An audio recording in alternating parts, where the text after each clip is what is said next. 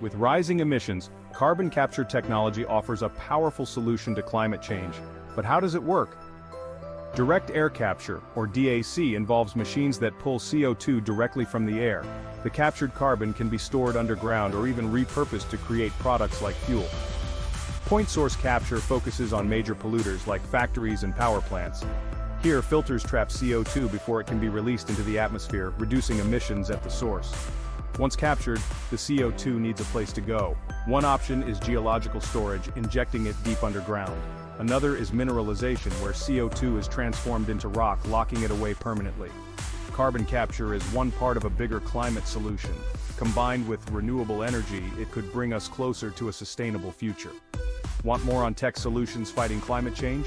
Subscribe for updates on the path to a cleaner planet.